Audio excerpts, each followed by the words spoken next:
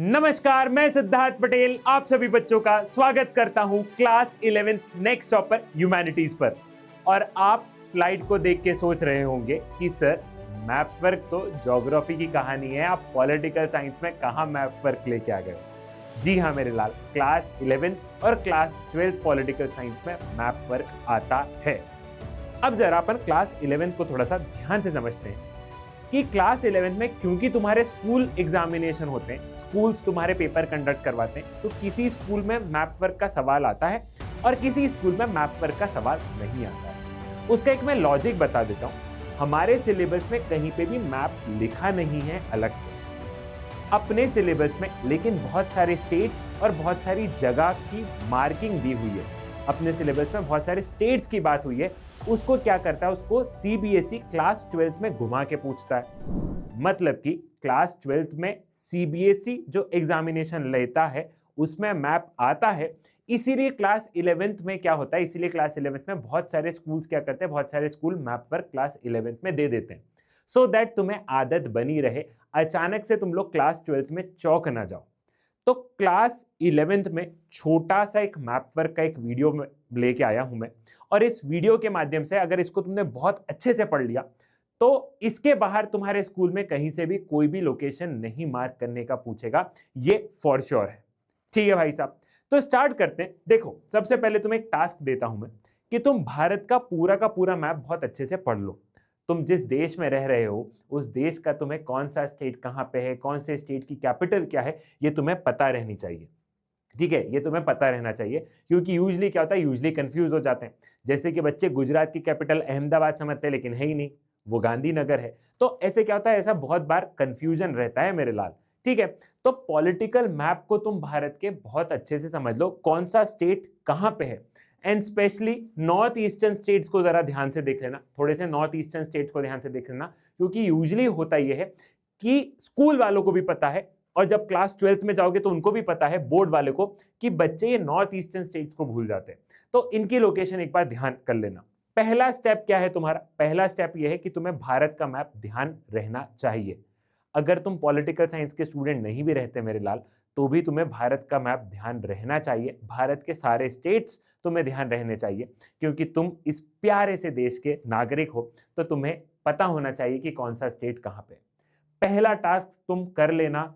I hope तुम सभी states, सभी यूनियन टेरिटरीज को क्या करोगे, सभी स्टेट्स और सभी यूनियन टेरिटरीज को तुम लोग ध्यान कर लोगे। अगले स्टेप पर बढ़ते हैं। तो अगला स्टेप क्या है, अगला स्टेप है तुम्हारा लेजिस्लेचर वाला चैप्टर। ध्यान करो, तुम्हारे लेजिस्लेचर वाला चैप्टर, चैप्टर नंबर 5, उसमें ये मैप दिया है मेरे लाल, उसमें ये स्क्रीनशॉट दिया हुआ है, उसमें किताब में ये पन्ना दिया हुआ है जिसमें कि क्या है, जिसमें कि ऐसा कुछ मैप बना हुआ है। ये वाली स्लाइड तुम्हारी पूरी वीडियो की सबसे इंपॉर्टेंट होने वाली है, क्योंकि यहां से 110% क्या है, यहां से 110% सवाल पूछा जाता है। ठीक है, अब इस स्लाइड में क्या है भैया, यहां पे बताया गया है state having bicameral legislature are given below. Bicameral legislature मतलब क्या होता है, बायकैमरल लेजिस्लेचर मतलब होता है कि जब दो हाउसेज हो, जब असेंबली के दो हाउसेज हो, तो उसको आप बायकैमरल लेजिस्लेचर बोलते हो। जैसे कि हमारी पार्लियामेंट के दो हाउसेज है, लोकसभा और राज्यसभा, तो पार्लियामेंट क्या हो गया, बाइकैमरल हो गया, पार्लियामेंट क्या हो गया, बाइकैमरल हो गया। वैसे ही मेरे लाल, भारत के 6 स्टेट्स ऐसे हैं, भारत के 6 स्टेट्स ऐसे हैं जहां पे कि स्टेट लेजिस्लेटिव असेंबली और स्टेट लेजिस्लेटिव काउंसिल, विधानसभा और विधान परिषद, 6 स्टेट्स ऐसे हैं जहां पे कि दो हाउसेज है। भारत के 6 स्टेट्स ऐसे हैं जहां पे दो हाउसेज है, बाकी सारे स्टेट्स में एक ही हाउस चल रहा है। वो 6 स्टेट कौन कौन से, आंध्र प्रदेश, बिहार, कर्नाटका, महाराष्ट्र, तेलंगाना और उत्तर प्रदेश। तुम्हें ये 6 स्टेट्स कहां कहां पे तुम्हें पता होना चाहिए। ये 6 स्टेट्स कहां कहां पे मेरे लाल तुम्हें पता होना चाहिए कि तेलंगाना कहां है, आंध्र प्रदेश कहां पे, ठीक है, बिहार कहां पे है, उत्तर प्रदेश कहां पे है, क्योंकि इन 6 स्टेट्स को मार्क करने के लिए 110% पूछा जाएगा। अगर तुम्हारे स्कूल में मैप वर्क आएगा तो मेरी बात गार्ड बांध के रख लो, इस स्लाइड से पक्का सवाल पूछेंगे ही पूछेंगे। मैप वर्क में ये उनका फेवरेट है, स्कूल वालों का भी फेवरेट है, कि इस स्लाइड से उठा के पूछ लेंगे कि बताओ कौन से स्टेट में बायकैमरल लेजिस्लेचर है। वो एक स्टेट को मार्क कर देंगे, बोलेंगे मार्क द स्टेट। ठीक है, ये वाली चीज क्लियर हो गई। अब जरा तुम एक आध सैंपल कर लेते हैं, अपन एक आध सैंपल कर लेते हैं। सैंपल से क्या होगा, सैंपल से तुम्हें आइडिया लग जाएगा कि आखिर क्वेश्चन आता कैसे। ज्योग्राफी का मैप वर्क पता है कि कैसे आता है, लोकेशन मार्क करने आता है, तुमने 9th में पढ़ा है, तुमने 10th में पढ़ा है, अपन सोशल साइंस में पढ़ते हैं, लेकिन पॉलिटिकल साइंस में ये पहली बार है। तो एक आध सैंपल से तुम्हें आइडिया लग जाएगा कि आखिर पॉलिटिकल साइंस में मैप वर्क पूछते कैसे। ठीक है, so in the given outline political map of India, 4 state have been marked as A, B, C and D.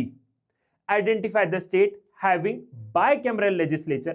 Write their correct name in your box with the respective serial number of the information used and the concerned alphabet as per formats that follows. ठीक है, ऐसे डब्बा दे दिया उन्होंने, एक डब्बा बना के दे दिया है कि इस डब्बे को तुम्हें ही भरना है, इस डब्बे को तुम्हें ही भरना है। ठीक है, 4 नंबर का मैप आएगा, अगर आएगा तुम्हारे उसमें तो कितने मार्क्स का आएगा भैया, 4 मार्क्स का आएगा। कितने मार्क्स का आएगा, 4 मार्क्स का आएगा, 4 नंबर का आएगा। तो तुम्हें ऐसा एक डब्बा बना के दे दिया जाएगा कि इस डब्बे की इंफॉर्मेशन अपने को ही फिल करनी है, साथ ही साथ में हमें क्या करना है, साथ ही साथ में हमें मैप मार्क करने हैं, साथ ही साथ में हमें इस मैप को मार्क करना है। ठीक है, तो यहाँ पे क्या बताया गया, यहाँ पे उन्होंने बताया कि भैया उन्होंने 4 स्टेट मार्क करें, तुम्हें दिख रहे हैं A, B, C, D, 4 state mark है, A, B, C, D। उन्होंने बोला कि हमने 4 स्टेट मार्क कर दिए हैं, ये चारों स्टेट में क्या है, चारों स्टेट में बायकैमरल लेजिस्लेचर है, तो तुम इन चारों स्टेट्स का नाम बताओ। तो तुम चारों स्टेट्स का नाम बताओ। तो फॉर एन एग्जांपल, ए कर्नाटका, ए में है कर्नाटका, बी में उत्तर प्रदेश है, सी में क्या है, सी में महाराष्ट्र है, और डी में क्या है, डी में बिहार है। अब ये तुम कब बता पाते, जब तुम्हें भारत के सारे मैप की लोकेशंस पता होती, जब तुम्हें भारत के सारे स्टेट्स की लोकेशन पता होती मेरे लाल। तो इसलिए तुम्हें सारे स्टेट्स की लोकेशन क्या करनी है, सारे स्टेट्स की लोकेशन ध्यान रखनी है। अब ये सवाल तो था इजी, अब आया जरा कठिन सवाल, अब आया है थोड़ा सा कठिन सवाल। ठीक है, फिर से वही क्वेश्चन है कि आपको पॉलिटिकल मैप दिया है, आपको पॉलिटिकल मैप दिया और आपको पॉलिटिकल मैप को मार्क करना है, और पॉलिटिकल मैप में 4 लोकेशन बोर्ड वालों ने मार्क करके दिए। पॉलिटिकल मैप में 4 लोकेशन बोर्ड वालों ने मार्क करके दिए, A, B, C, D। वो मार्क करके देंगे तुम्हें A, B, C, D, और वो ये बोलेंगे कि हम 4 सवाल पूछेंगे, वो चारों सवाल से तुमको ABCD ढूंढना है कि कौन सा स्टेट ए है, कौन सा स्टेट बी है, कौन सा स्टेट सी है, कौन सा स्टेट डी है। ठीक है, पहला क्या है, identify state having dispute over the state of Belgaum. कौन सा स्टेट है जहां पे बेलगम को लेके डिस्प्यूट है। अब ये किस में दिया है, ये फेडरलिज्म वाले चैप्टर में दिया है। किस में दिया है भाई साहब, फेडरलिज्म वाले चैप्टर में दिया है। ठीक है, दूसरा क्या है, identify the state carved out of state of Punjab. Punjab से कौन सा स्टेट अलग हुआ, उसको मार्क करना है। ठीक है, identify the state having Kaveri water dispute. Kaveri water dispute कौन से स्टेट से रिलेटेड है, उसको मार्क करना है। Identify the state involve in Narmada water dispute. Narmada water dispute में कौन सा स्टेट इन्वॉल्व है, तुमको क्या करना है, तुम्हें इसे मार्क करना है। ठीक है, ये सब कुछ किस में दिया है, ये सब कुछ फेडरलिज्म में दिया है। तो फेडरलिज्म से भी मैप आ सकता है।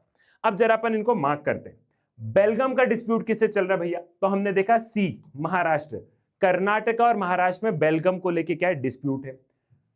पंजाब से अलग क्या हुआ, पंजाब से अलग हुआ है हरियाणा, तो ये हो गया हरियाणा।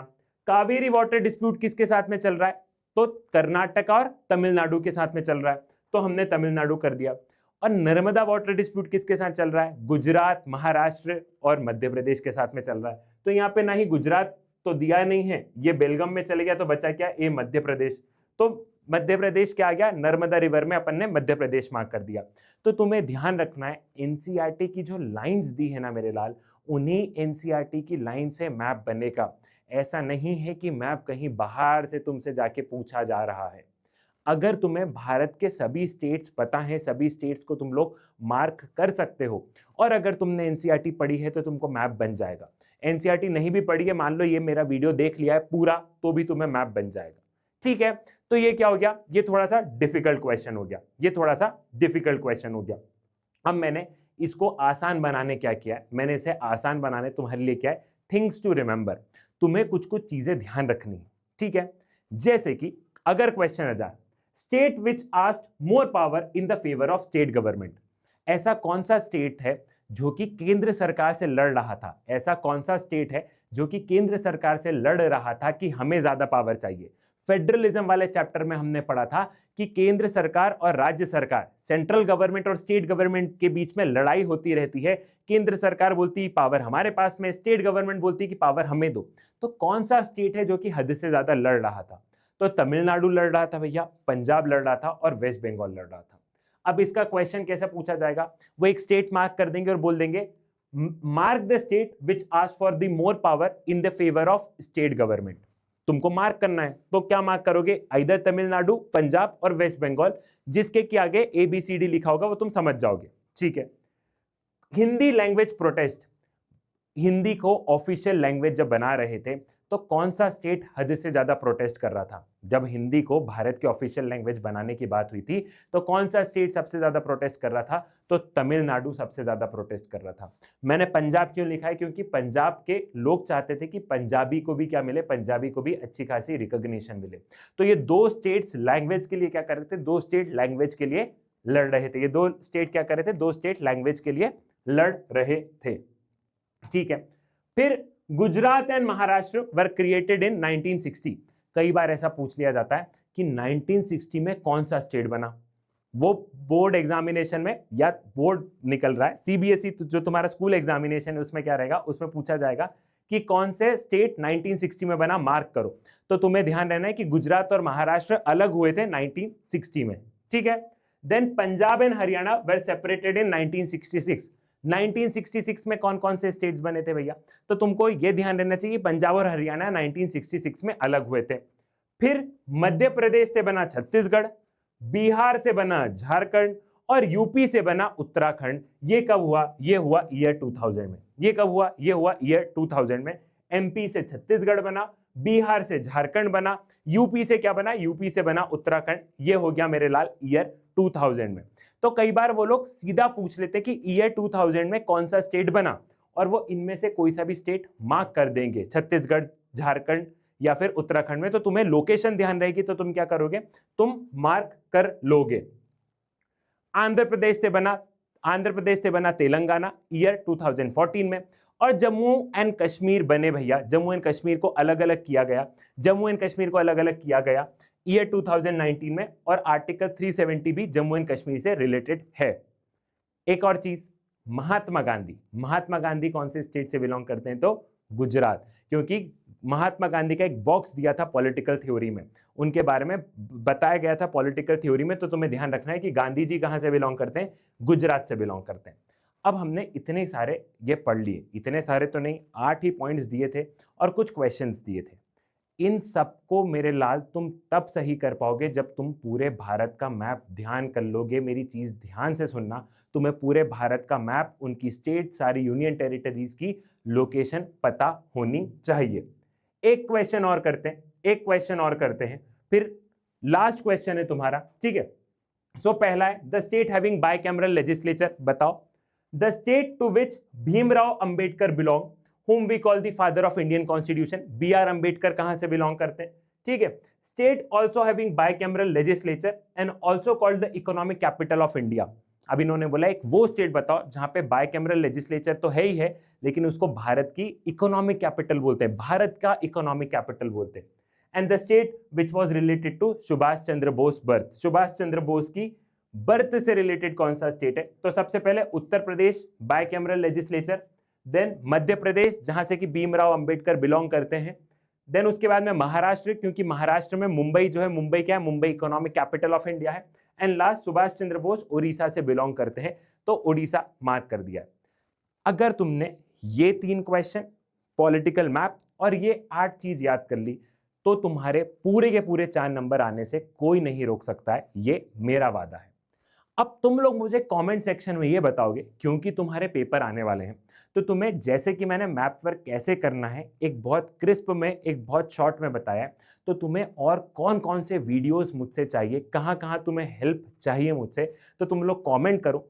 मैं पढ़ूंगा तुम्हारे एक एक के कमेंट, और जो जिसमें मेजॉरिटी ऑफ दी बच्चे बोलेंगे उसका क्या है, उसका तुम्हें मस्त शानदार सा वीडियो मिल जाएगा, जिससे कि तुम्हारे एग्जाम में तुम्हें मदद मिल जाएगी।